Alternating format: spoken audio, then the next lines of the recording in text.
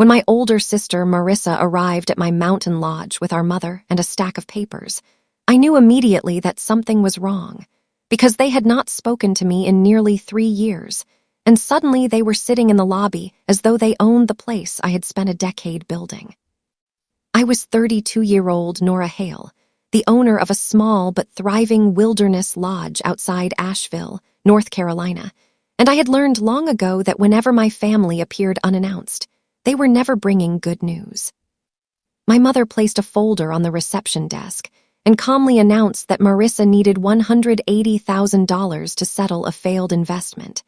And because the family had already decided that keeping everyone secure mattered more than my personal plans, they expected me to put the lodge up as collateral for a private loan that would give Marissa time to escape her creditors. I stared at them in disbelief before asking, why would I risk the only thing I have for a business mistake I didn't make? And my stepfather immediately replied, because you're the responsible one, Nora and family shouldn't have to beg each other for help. What they didn't understand was that I had spent years preparing for exactly this kind of pressure, because after my parents had once convinced me to co-sign a business lease for Marissa, I had discovered that she had quietly abandoned the company while leaving me responsible for thousands of dollars in unpaid obligations. Instead of fighting them publicly, I had rebuilt my finances, purchased the lodge through a separate company, kept every contract organized, and promised myself that nobody would ever again use guilt, family loyalty, or emotional blackmail to control my future. Still, I didn't immediately refuse their proposal, because something about the way my stepfather kept checking his phone made me suspicious. So I told them I needed the evening to review the documents and asked them to leave the folder behind. After they drove away, I called my longtime business advisor, Evelyn Price, a sharp retired banker who had helped me turn the lodge from a rundown property into a profitable retreat. And when I explained what had happened, she went silent for several seconds before saying, "Nora, don't sign anything until we understand why they're so desperate." Next morning, Evelyn uncovered something my family had never expected me to find, because Marissa's creditors were not merely demanding payment.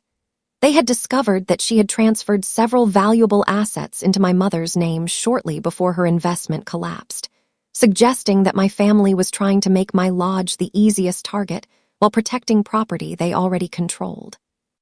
Evelyn looked across the table and said, "They're not asking you to save Marissa. They're asking you to become the shield between them and the consequences." Of confronting them, I decided to let them believe their plan was working, and I told my mother that I might consider helping if the arrangement protected everyone involved, which brought her back to the lodge that evening with Marissa and my stepfather wearing expressions of relief. I placed a carefully prepared agreement in front of them that created a completely separate repayment structure, requiring Marissa to secure the obligation with assets in her own name, maintain insurance, make automatic monthly payments, and accept full personal responsibility if she failed. They were so focused on getting my signature that they barely questioned the details, and when my stepfather complained that the terms were too strict, I calmly answered, "Then perhaps this isn't the solution you wanted," causing Marissa to grab the pen and sign before anyone could change their mind. What they didn't realize was that Evelyn had already arranged for the agreement to be reviewed by an independent attorney, and the moment Marissa signed, the obligation became enforceable without putting the lodge itself anywhere near the debt. Then I revealed the part that changed everything, because instead of giving Marissa fresh money to disappear with, I had negotiated directly with one of her largest creditors and purchased the debt at a substantial discount, meaning I was now legally entitled to collect the amount specified in the agreement. Marissa's face went pale when she realized what had happened, while my stepfather slammed his palm against the table and shouted, "You planned this from the beginning." And I simply answered, "No, you planned to make me responsible.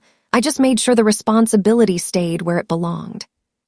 The confrontation ended with my mother accusing me of destroying the family, but I reminded her that families are supposed to protect one another, not sacrifice one person whenever another person refuses to accept the consequences of their choices.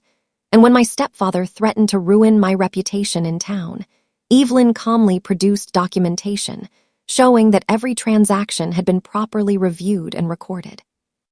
Within weeks, Marissa began making the required payments. The creditors stopped pursuing the lodge, and my family finally understood that the woman they had once treated as their emergency solution was no longer willing to be anyone's financial safety net. 6 months later, the lodge was busier than it had ever been. I had renovated the old dining hall, hired 3 local employees, and watched guests gather around the fireplace beneath the same roof my family had once tried to put at risk. And one quiet evening, I stood outside beneath the mountain stars, thinking about how close I had come to surrendering everything simply, because people I shared blood with told me that saying no made me selfish. I smiled when my phone showed a message from my mother that said, "I hope someday you understand what family means." And after reading it once, I turned the phone face down, walked back inside, and finally understood that protecting your future isn't betrayal. And sometimes the strongest thing you can do for yourself is refuse to carry a burden that was never yours. Please subscribe to our channel and share this video with your friends and family.